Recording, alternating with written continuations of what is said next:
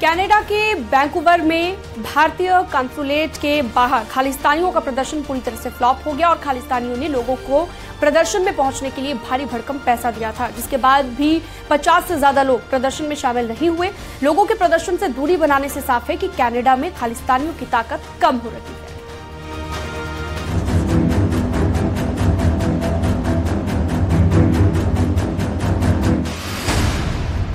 Canada में खालिस्तानियों का मंसूबा नाकाम।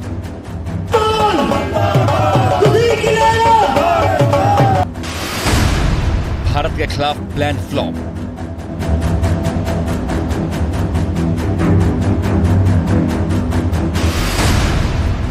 कनाडा में खालिस्तानियों का फ्लॉप शो। ये कनाडा के वैंकूवर की तस्वीरें हैं, जहां भारत के खिलाफ प्लान को अंजाम देने के लिए खालिस्तानी समर्थकों ने एड़ी चोटी एक कर दी थी। सोशल मीडिया से लेकर शहर के चौक चौराहों पर समर्थन जुटाने के लिए पानी की तरह पैसे बहाए गए। लेकिन वैंकूवर में भारत के खिलाफ खालिस्तानियों का प्लान कैसे फ्लॉप हुआ, अब जरा वो भी देखिए।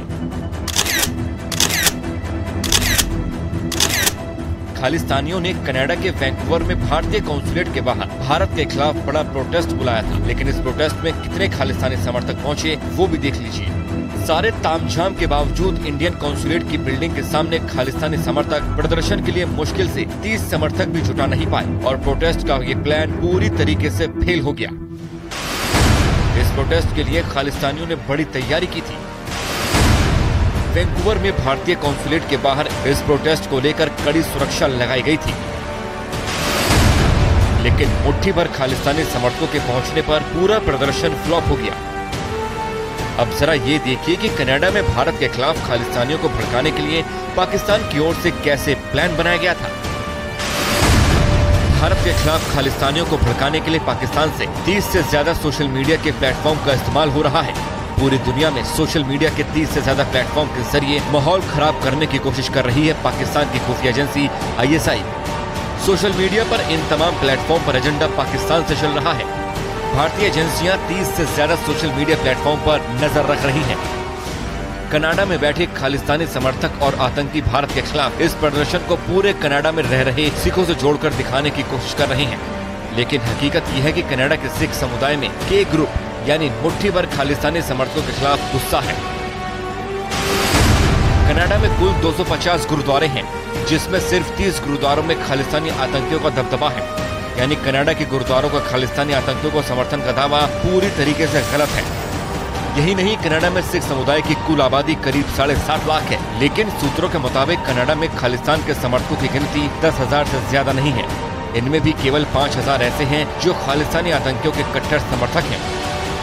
मतलब ये कि कनाडा में ट्रूडो के समर्थन से खालिस्तानी आतंकी भारत के खिलाफ एजेंडा चलाने के लिए एड़ियां रगड़ रहे हैं, लेकिन न तो उन्हें कनाडा में सिख समुदाय का समर्थन मिल रहा है और न ही खालिस्तानियों के समर्थन में आया ISI का मंसूबा कामयाब हो रहा है।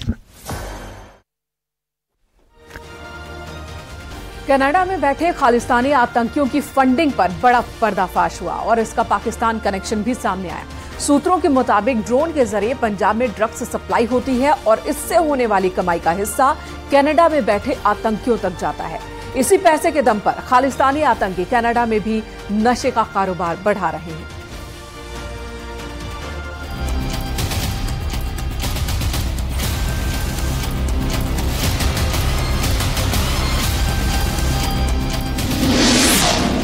खालिस्तानी आतंकियों पर बड़ा पर्दाफाश।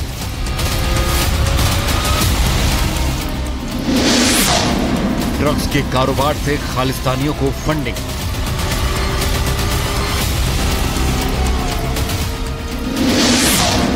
ड्रग्स के पैसों से आतंकी साजिश। खालिस्तानी आतंकियों के खिलाफ पंजाब से कनाडा तक जारी जांच में हर रोज नया पर्दाफाश हो रहा है। जांच के दौरान एक और नया और अब तक का सबसे बड़ा पर्दाफाश हुआ है। अब खालिस्तानी आतंकियों का ड्रग्स एंगल सामने आया है। विदेश में बैठे खालिस्तानी आतंकी और पाकिस्तानी खुफिया एजेंसी ISI के इशारे पर भारत में ड्रग्स का अरबों का कारोबार चला रहे हैं। इसके बाद जहर बेचकर कमाए इन पैसों को हवाला के जरिए विदेशों में भेजा जाता है, जहां से पंजाब और भारत के कोने कोने में माहौल खराब करने के लिए टेरर फंडिंग की जाती है। ISI लगातार कश्मीरी और खालिस्तानी आतंकियों को एकजुट करके पंजाब और देश के अन्य हिस्सों में माहौल खराब करने की कोशिश कर रहा है। पंजाब में ड्रोन के जरिए पाकिस्तान से बड़े पैमाने पर ड्रग्स पहुंचाए जाते हैं, जिसके बाद गैंगस्टर आतंकी गठजोड़ इसमें अहम भूमिका निभाता है।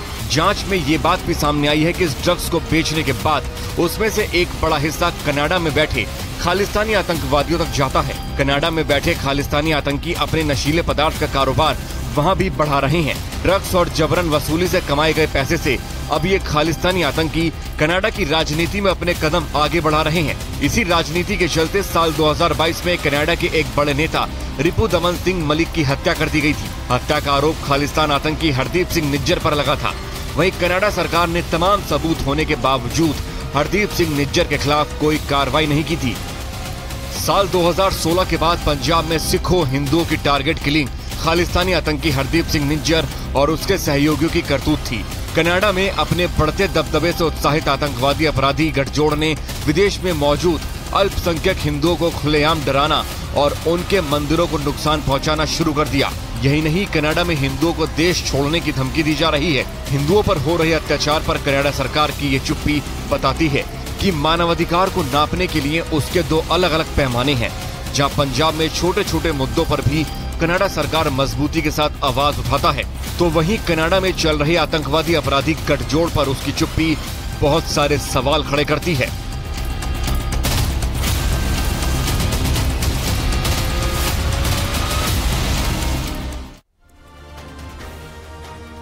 फिल्म अभिनेत्री वहीदा रहमान को दादा साहेब फाल्के पुरस्कार से सम्मानित किया जाएगा। 53वें दादा साहेब फाल्के अवार्ड के नाम का ऐलान केंद्रीय सूचना और प्रसारण मंत्री अनुराग ठाकुर ने किया है और अनुराग ठाकुर ने ट्विटर पर ट्वीट करते हुए लिखा, मुझे ये ऐलान करते हुए बेहद खुशी और सम्मान महसूस हो रहा है कि वहीदा रहमान जी को भारतीय सिनेमा में उनके अमूल्य योगदान के लिए इस साल प्रतिष्ठित Dada Saheb Phalke lifetime achievement award से सम्मानित किया जा रहा है। पिछले साल ये सम्मान आशा पारेख को मिला था।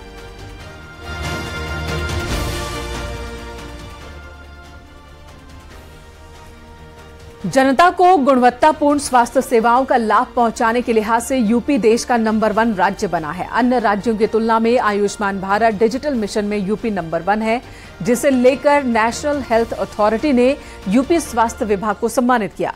पीएम जन आरोग्य योजना के 5 साल पूरा होने और आयुष्मान भारत डिजिटल मिशन के 2 साल पूरा होने पर यह सम्मान दिया गया। अस्पताल में स्कैन और शेयर के कार्यान्वयन में एक प्रमुख नेतृत्व किया है। एम्स दिल्ली के अतिरिक्त स्कैन और शेयर के लिए शीर्ष 10 हेल्थ फैसिलिटीज अधिकतर उत्तर प्रदेश से हैं। राज्य और केंद्र शासित प्रदेशों की श्रेणी में सबसे अधिक संख्या में आभा स्कैन और शेयर टोकन सृजित कर पहले स्थान पर पुरस्कार प्राप्त करने वाला राज्य है उत्तर प्रदेश। और मंच पर एक बार फिर आमंत्रित करते हैं टीम उत्तर प्रदेश को। खबरों का सिक्सर में वक्त तो चला एक छोटे से ब्रेक का, तुरंत लौटेंगे, आप बने रहे हमारे साथ।